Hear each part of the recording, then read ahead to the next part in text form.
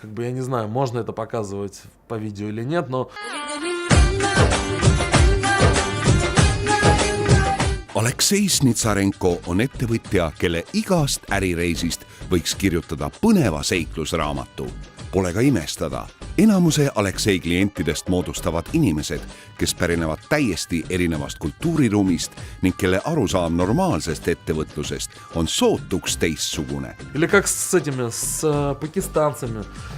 Заключили почти контракт уже, все там, ну, сели подписывать контракт, и пакистанец говорит, ну что, говорит, хорошо, договорились? Мы говорим, ну, конечно, договорились, ну, говорит, а теперь базар. Мы говорим, это как? Ну, говорит, ну вы же были в восточных странах, там есть рынок, базар большой. Вот когда мы договорились, теперь нужно все-таки дать скидку. Как бы, ну, Анис, ну куда? Алексей, ну я же вынужден, я же восточный человек. Erinev kultuuriruum Alekseid ei hirmuta, pigem vastupidi. See on väljakutse, mis teda motiveerib. Seni pole risti ette löödud ühegi sihtturu ees ja nii on portfoolio riikidest, kuhu tooteid eksporditakse, saanud väga kire. Как вам сказать, есть страны, в которых я очень опасаюсь работать, но мы там работаем. Как это, миграционный Амит, он в шоке, потому что им выдают иногда такие запросы на визу. Они мне иногда лично звонят, чтобы проверить, что все-таки Алексей, к вам приезжают? Да, приезжают. Поэтому, ну, с абсолютно таких стран, которые, ну, сюрреальные. Lugesin seda, mõtlesin, et see ei ole võimalik. Vabatahtlikud inimesed lähevad Kasahstan, Kuuba, Usbekistan, Indoneesia, Panama, Türkmenistan, Aserbaidžaan. Täiesti uus maailm minu jaoks. Mina arvasin, et lennukid lihtsalt õhku ja maanduvad ja vahepeal vaadatakse, et kõik on korras. Nüüd tuleb välja, see on täiesti tehniline ulme. Elektroair on ettevõte, mis toodab kõiki vajalikke seadmeid õhusõidukite maapealseks elektrienergiaga varustamiseks. Täna ei toodeta maailmas ainsatki õhusõidukit, millega Elektroairi seadmed ei ühilduks. На данный момент в авиации очень важно время обслуживания самолета. То есть самолет очень много стоит, и он должен всегда летать. Причем, когда он стоит, он должен не работать. Благодаря ПИТ-системам, которые вшиваются в пол и выдерживают нагрузку самолета, то есть это 90 тонн, благодаря этому происходит очень быстрое обслуживание самолета. Inseneri taustaga Aleksei tunneb kõiki toodetavaid seadmeid läbi ja lõhki ja on võimeline vajadusel neid keerukaid seadeldisi ka ise kokku panema, kas või kinni silmi. Nii on tal nende aparaatidega välja kujunenud oma suhe. Tema mõistab aparaate ja aparaadid mõistavad teda.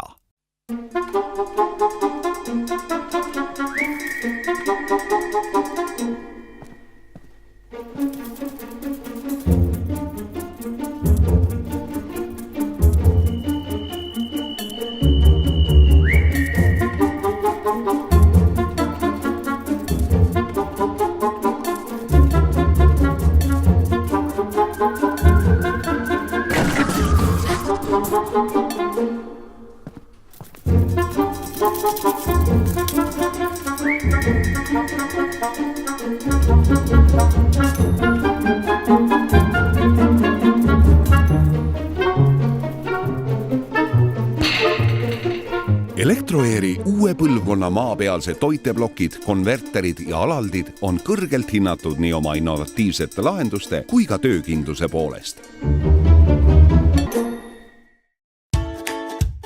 Kuid sellest vaatet olulisemgi on see, mida Elektroair sinna kõrvale pakub.